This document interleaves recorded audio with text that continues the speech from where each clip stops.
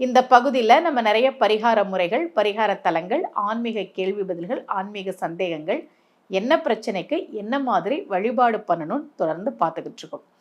இன்னைக்கு பொதுவாக நம்ம கோவிலுக்கு போனால் என்னைக்கு போனாலும் அந்த கோவிலில் இருக்கிற சாமியை தரிசனம் பண்ணலாம், அப்படிதானே?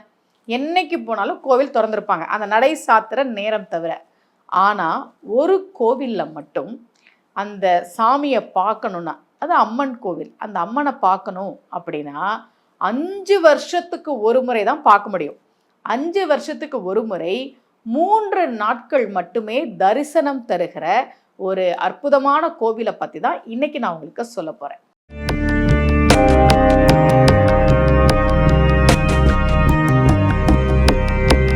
ரகசிய உண்மைகள் சேனலை பார்த்து கொண்டிருக்கும் உங்கள் அனைவருக்கும் சுமதி ஸ்ரீயின் அன்பு வணக்கம். அது ஒரு காளியம்மன் கோவில். திருமலை ராயன்பட்டினம் அப்படின்னு காரைக்கால் பக்கத்தில் இருக்கு. திருமலை ராயன் ஆறு கடலோடு சேர்கிற இடத்தில் இருக்கக்கூடிய ஊர் அந்த ஊர். அதனால அந்த ஊருக்கு பேரு திருமலை ராயன்பட்டினம்.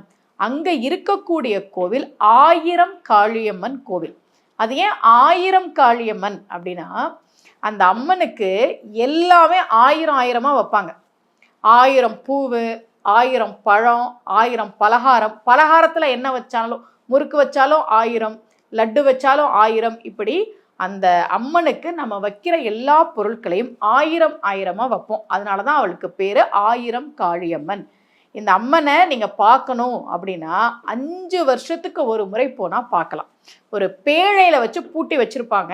5 வருஷத்துக்கு ஒரு முறை தான் அம்பாள் தரிசனம் தருவாள், அந்த காளியம்மன்.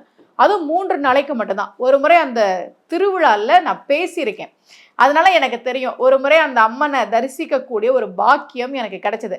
5 வருஷத்துக்கு முன்னாடி பேழையை திறந்து அம்மனை எடுப்பாங்க இல்லையா, அப்படி ஒரு முறை 5 வருடங்கள் கழித்து அந்த பேழையை திறந்து அம்மனை எடுத்து வழிபாடு செய்கிற போது அந்த கோவிலில் நான் ஒரு முறை பேசியிருக்கேன். 1000 காளியம்மன் கோவில். உங்களுக்கு வாய்ப்பு கிடைச்சதுன்னா நீங்கள் போங்க. அப்போ 5 வருஷத்துக்கு ஒரு தடவை போய் தான் நம்ம பார்க்கணுமா அப்படின்னா இல்லை, நீங்கள் எப்போ வேணாலும் அந்த கோவிலுக்கு போகலாம். ஆனால் அம்மனை தரிசனம் செய்கிறதுக்கு 5 வருஷம் காத்திருந்தால் மட்டும்தான் முடியும். ஆனால் அதே சக்தி அந்த கோவில் அப்படியே இருக்குது. காளியம்மன் அப்படின்னா பொதுவாகவே ராகுவினுடைய அதிதேவதை யாரு? துர்கை காளியம்மன். அப்போ யாரெல்லாம் ராகுவோட நட்சத்திரத்தில் பிறந்திருக்கிறீங்களோ, யாருக்கெல்லாம் ராகு தசை நடக்குதோ, அல்லது யாருக்கெல்லாம் ராகு தோஷம் இருக்கோ, முக்கியமாக 7ல் ராகு இருக்கு, 2ல் ராகு இருக்கு, 8ல் ராகு இருக்கு, இந்த மாதிரி பிரச்சனை இருப்பவர்கள் வாய்ப்பு கிடைக்கும் போது ஒரு முறை திருமலை ராயன் பட்டினத்தில் இருக்கக்கூடிய 5 வருடங்களுக்கு ஒரு முறை மட்டுமே தரிசனம் செய்யக்கூடிய 1000 காளியம்மன் கோவிலுக்கு நீங்கள் போயிட்டு வாங்க.